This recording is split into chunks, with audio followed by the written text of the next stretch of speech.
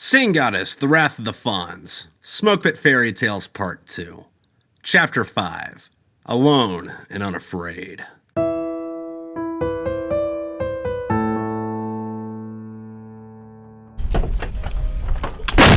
round burst into an orange, fiery cloud behind me. I was thrown back first through a window, which had to be the only fucking article of glass still in one piece in the whole city, and down a flight of stairs. I pummeled down the stairwell and slammed into a wall. My head and back felt like the Incredible Hulk skipped dinner and movie and went straight for the gangbang. I looked around the room in a daze. There was a screaming woman being held down on a table by 3 Russian soldiers. They stared at me in shock. Before they could react, I drew my 1911 and blew a barn door out of each one of them. I dropped my arm. The woman stood up crying and backed away from the bleeding corpses around her. I was too tired and broken to do anything after that. I could only take short, sharp breaths, but I managed to squeak out, "U.S. Marines, here to help." The right side of my body was covered in black soot, and the back side of my neck and uniform were shredded from the window. I didn't seem to be burned, though. The woman started to calm down. She walked to me slowly, asking through her tears, Are you all right? I peered up at her from under my Kevlar and rested my head back up against the wall. Define all right. I don't know, alive? She kneeled down beside me and looked over my tattered body. Sure, I've been through worse. I had a coughing fit and hacked up a decent amount of blood. Hey, get away from the stairs. We don't want Ivan to look down here and see us. I rolled onto the floor and crawled out of sight of the stairwell. Ivan? The fucking Russians. I took off my helmet and gloves and rubbed my eyes and temples. Everything hurt. I blinked my eyes hard, trying to get all the crud out of them. The forced tears were cold against my already frozen face. The woman, who I hadn't gotten a clear look at, sat down next to me. What's going on out there? A fucking war. Thanks. Some Latvian dude probably butt-fucked Putin's sister and now he's here for revenge. I don't fucking know. We're just here to grab civilians and get the fuck out of Dodge. Oh, so you're here to take us home? Ding, ding, ding. Grand prize winner. Yep. I tried to take a swig from my canteen, but the water was all ice. I chucked it across the room. Have you already evacuated people? We got a few trucks. Do you remember anyone's name? Yeah, they all ended up being from my fucking book club. She kept sobbing. I felt a little bad for being a dick, or as bad as I could feel as banged up as I was. I tried to console her. Who are you missing? My husband's out there somewhere. I finally cleared my eyes and got a decent look at the woman. It was her. Eyes bluer than the ocean, skin whiter than milk, hair blacker than my soul. Satin? She looked at me confused. What? How do you know who I am? Don't recognize me? She took a careful look at my face.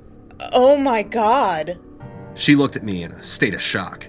Yeah, holy shit, right? What are you doing here? Killing dirty Russian snowmen that were gonna rape you then cut your head off. I mean in Latvia. Thank you. Would have been nice. She stared at me, not the least bit entertained. We're here part of the rotational security horses in the Baltic. What are you doing here? I coughed up more blood. Brian and I came here for a wedding. Who the fuck is getting married in Latvia that you'd be here? Peleus and Thetis Aquila. Who the fuck is that? I'm not really sure. We just came here with Menelaus. I winced. The president? Oh, okay. Brian's a senator. What? I spat out more blood in the coughing fit, then tried to stop myself from whimpering from the pain in my chest. He's too young to be a senator. No, the age is 30. He's the youngest one the country's had. Well, that's fucking nice. I coughed again. There was a little less blood this time. Fucking faggot. It seems to be working better than whatever you're doing. I wanted to scream at her. I wanted to say, at least I'm alive right now, but I didn't want her to know that it was my fault Brian wasn't Brian as much as he was pasta. Okay, well, I did a little bit. But bleeding out on the floor of a dirty basement in East Europe wasn't much better.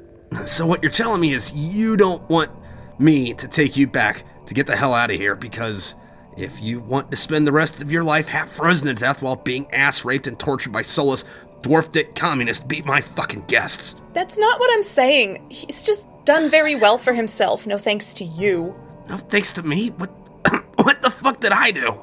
That bullshit you pulled, calling the dean and telling him we were together, obstructed his education for about a year. Really? That shit worked? Yes, asshole. He got fired from his job as a teacher's assistant and expelled from school, and since one of the university's programs was paying for his apartment, he got evicted too. Shitty. I needed the morale boost. That's all you have to say for yourself? Her tears had turned to anger. Listen, I was angry and I had a gun. You fed me the ammo. What the fuck did you expect to happen? You were being a whiny little bitch, always like, baby, baby, please don't leave me, crying on the phone and shit. Fuck you! You're the fucking asshole here! Yeah, well, maybe I was a bit craven. A bit? Do ya fucking think? You were being the biggest bitch. Yeah, I got it. I tried to wave her off, and she started slapping me. I covered my face with my arm and let her hit me. I didn't hit her back, but I did shift so she hit the Kevlar plate on my flak jacket. She gave up the assault and glared at me. I looked at my watch, or where it used to be. I had a fucking hole on my sleeve over my wrist, and my timepiece was gone. Great. That was a nice watch, too. I guess it's my fault for bringing it to the field. Well, I'd love to just sit in this basement and fight with you all night, but we have to fucking leave. She looked at me angry that I had the audacity to disregard her like that. Painfully, I forced myself to my feet. I looked down at Satin. I'm going to take you across the street, throw you into a truck, and drive you to the Latvian army base, then chuck you into an airplane and never see your pasty white ass again. I put my hands in the air demandingly. Will that work for you? Satin crossed her arms. It will. Awesome. I pointed my thumb over my shoulder. Let's go. I limped to the stairs and started hobbling up. Are you going to make it with that limp? I made it down here, didn't I? You fell down here. You didn't use your legs. Are you at least going to take your helmet? Death would be more than welcome right now. I'll be fine without it. I pulled my beanie on. I made the painful climb up the stairs and put just enough of my face past where the doorframe used to be to see if Ivan was still around. The giant walking tank was split open and dinged from heavy machine gun fire. Cat must have gotten to him. The cockpit was open and the pilot was laying half the way out. A stream of blood stained the armor from him to the ground. There was gunfire in the distance, but I couldn't figure out which direction it was coming from. The ringing in my ears was too loud. I signaled for Satin to follow me and limped as fast as I could across the street. We moved into the alley from where I came, then to the street on the other side. No one was there. Where the fuck is everyone? I put my left hand up to the side of my face. We are so fucked. What's happening? Where's whomever we're trying to find? Fuck, I don't know. Well, where's that army base about which you were talking? I don't know where the fuck we are. How do you not know where we are? Because it's dark outside and foggy, so I can't really see bright lights and can't orientate myself by where the sun is, and I was passed out when I got carried over here. I spread the fabric over my skin below my tourniquet so she could see the wad of bloody gauze. I landed on a fucking grenade and I was out for a while, okay? If you landed on a grenade, how are you alive? I knew the answer, but I wasn't going to tell her. How about we don't bitch at each other right now, and we've got more important problems. Fine. I walked on the sidewalk close to the buildings down the street in what I thought was the right direction. Stay out of the middle of the road so they don't see you, and just keep your eyes open for a convenience store or something. What do you want out of a convenience store? One of those novelty tourist maps? If I could find where we're at on there, I should be able to get us the fuck out of here. We walked straight on that road for at least an hour in the bitter cold without one word spoken until Satin said, Thanks for saving me from those guys. Huh? I looked back at her. Oh, yeah, no problem. I turned back around. Fucking communists. Worse than Al-Qaeda. All of them are just the Russians, who aren't actually communists anymore, by the way. All of them. I don't give a shit. Once a commie, always a commie. I don't know if she was bored or trying to get her mind off the cold or if she was scared, but she started talking. And I doubted if she really cared. So, what have you been up to since I last saw you? She said, shivering. Went to Afghanistan a couple times, then Iraq and Iran. Married a Virescent, got a sweet car and a nice house. I'm about to have a kid. I was finally starting to be happy with life, then this shit happened, and there's a good possibility I'm never gonna see that shit again. Oh, I'm sorry about that. Oh, no, it's cool. I was about to get out of the Marine Corps and just fucking live, but no, I'm okay chucking my life into inherent danger. It's cool. It's real fucking cool. I spat a half a mouthful of blood and saliva without looking back to address her. What about you? You married that dipshit? Yeah, he's actually really great. I wasn't feeling a bit of sorrow for his death at this point. No, I mean, you left me for him. Yeah, you were being a complete asshole. Not until you started screwing around with him. You didn't know if I was doing that. You were speculating. Well, you were, weren't you? She didn't answer, but I could feel her eyes darting at me. So what was so great about that fucking fat ass anyway? First off, Hank, he's not an ass. He's kind to me and very caring and sweet. And you're telling me I wasn't? She paused and took in a deep breath. Well, he was also there for me. You know, you were God knows where, how many miles away, gallivanting around the desert with an M16. I needed someone close to me, and you drove me away. Yeah, I guess we're not all qualified to make sacrifices, is what I said, but I was thinking, fuck you selfish two-timing succubus fuck. Wait, I'm the one who can't make sacrifices. What about you? Everything was always about you. Just look at this! How is this about fucking me? The whole Marine Corps thing was, you joined because it's what you wanted to do, and you just left me behind like I was nothing. That's not fucking true at all. I left home to go serve my fucking country, and you didn't want to come along. I fucking asked you to come out to California with me, and women, you said no. Don't pin being separated on me. You're the one who didn't show up. You ran off in another direction. I was 18. I wasn't about to go off and ruin my life. So I would have ruined your life, huh? She didn't have an answer to that one. It's cool. I'm glad you didn't. Then why did you plead so much? I would have wanted nothing more then, but you're a prissy little fucking know-it-all, and I wouldn't be able to please you. At least not with this fucking paycheck. It's cool. I needed to find myself. Find yourself? I stopped walking and faced her. That's bullshit, and that's fucking unadulterated, whitewashed bullshit. Where were you that you had to go find yourself? I didn't know who I was. I stared at her with a bewildered look on my face. Who were you? Sybil? Did you have multiple personality disorder? No.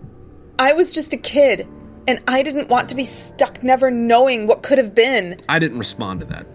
I knew that when we were together, I was a moron. I mean, who wasn't a complete fucking idiot when they were 19, but just because I made stupid decisions doesn't mean that it didn't hurt. Satin was right in her decision at the end of the day.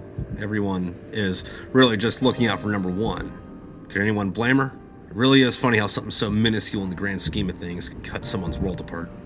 Satin interrupted my thought process. And you're not the only one who makes sacrifices, Hank. Really?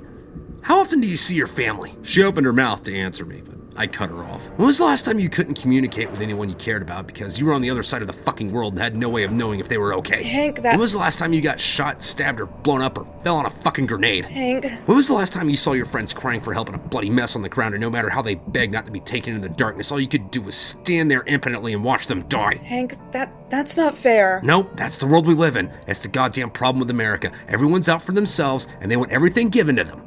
No one wants to work for anything anymore. They live locked up in their castles and ignore the rest of the world, and they don't understand that things are so fucking good in the States that homeless people in Detroit have it better than the middle class in some other fucking countries. They think a day is bad when they have a flat tire in the rain. Well, the world doesn't evolve around satin sheets, and for you, saying that you don't want to wonder what could have been, then run off and marry some disgusting fuck before you were even done with me, what the fuck? World doesn't revolve around you either, Hank. I leaned in close to her face and looked her square in the eye. Fuck you. Neither one of us said anything for a good minute. We continued walking. You used to be a happy person, Hank. I used to not be freezing in the cold, not knowing where the fuck I was, hoping some snowman wasn't gonna sprout up and unload an AK-47 into my nutsack with a woman who fucking hates my guts. I don't hate you, Hank. Then what would you call it, Satin? I don't know. You just put me through a lot. I thought you were going to come and show up at my place, stab Brian, and stalk me from the bushes or something like that. Yeah, I don't make enough money to just fly across the country for the sole reason of kicking someone's teeth in. Fuck. Things probably would have turned out better for me if I had, though. I turned around and walked for a few more minutes until I spotted a small row of stores. That place over there looks good.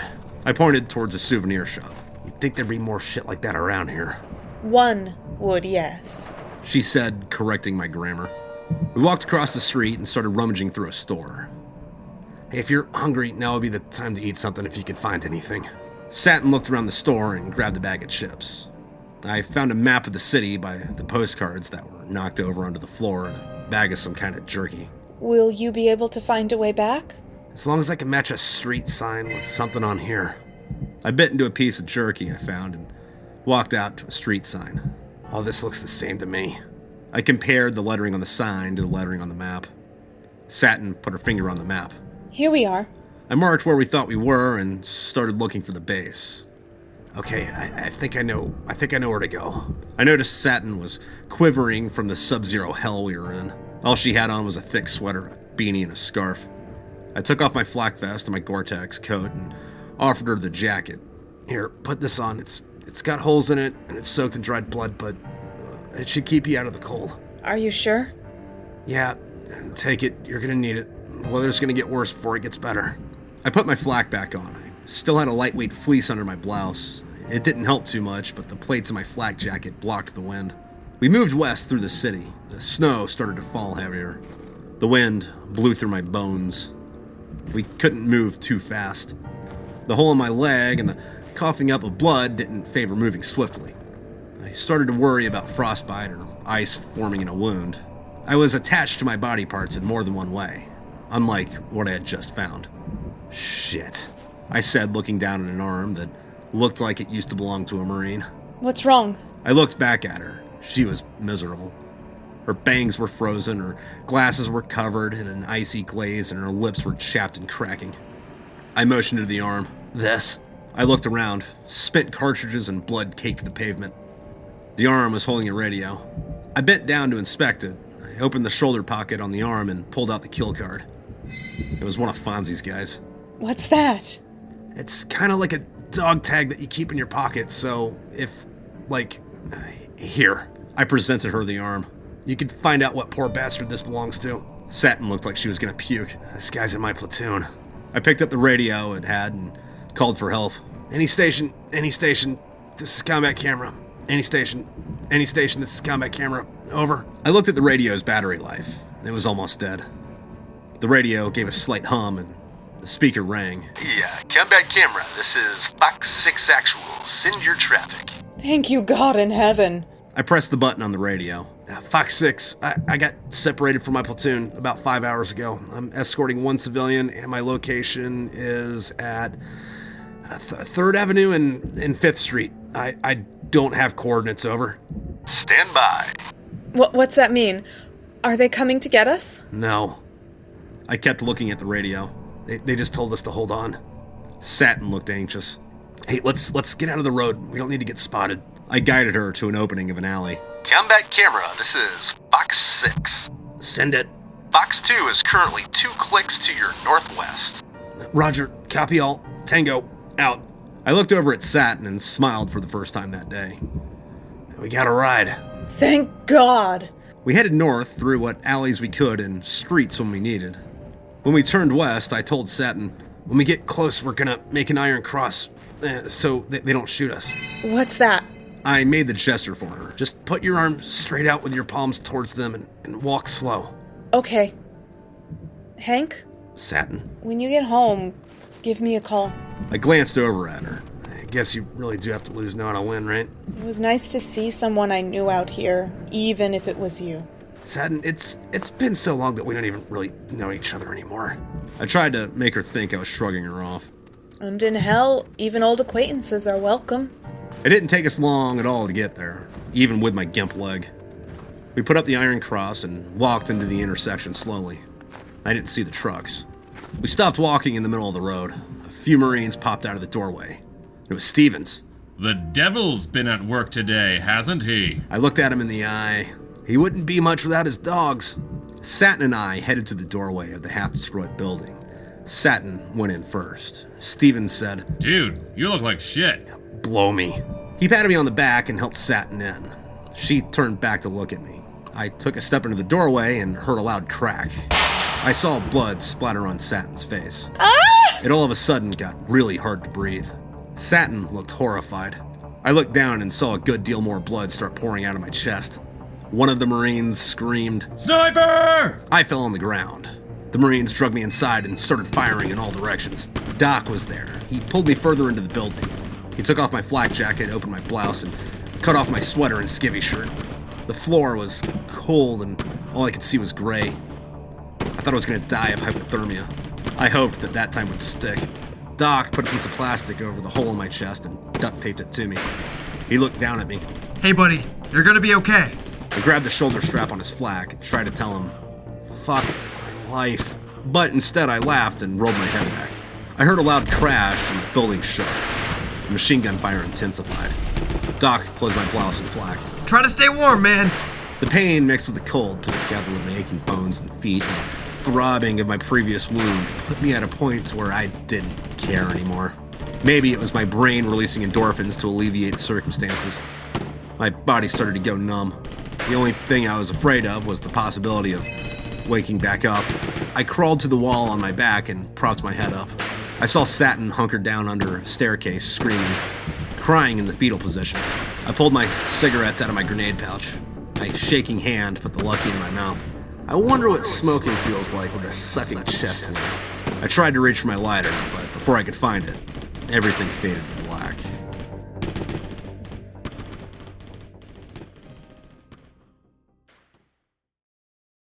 Hey everybody, thanks for listening to this episode of Smokepit Fairytales. I had some technical issues. I recorded the, I guess, post thing to this fucking twice, and only one of them saved, and that's the last half of it. In the first half, I was talking about how in this one we had Dyllan Dzielski as Stevens and LaVoki as Claire, and Hollis McCollum as Satin in this one, and that she is a fucking treat to work with, and she played Gunny Chansworth in the last book. So if you saw that episode of One Last Drag with Hollis McCollum, that's the lady who plays Satin in this. I'm just doing this on my phone right now because I'm fucking pissed off at technology and all that shit. So if I miss anything, I'm sorry. I was answering a few more, or replying to a few more comments that were on Spotify. This one's towards Whitney, so where I guess this picks up. So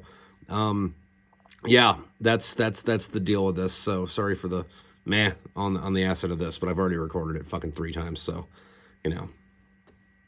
Yeah. All right, well, here's the last half of whatever I was talking about. See ya. Sorry, battery died. Have to restart. I have no idea where I was at. Where I see myself in 3 years? Like, it'd be nice to be able to just do like this on YouTube. Like, if I could get enough of a following on here to where I can have that, you know, pay the bills, and I could stop doing all this other extracurricular stuff and just, you know, write and, you know,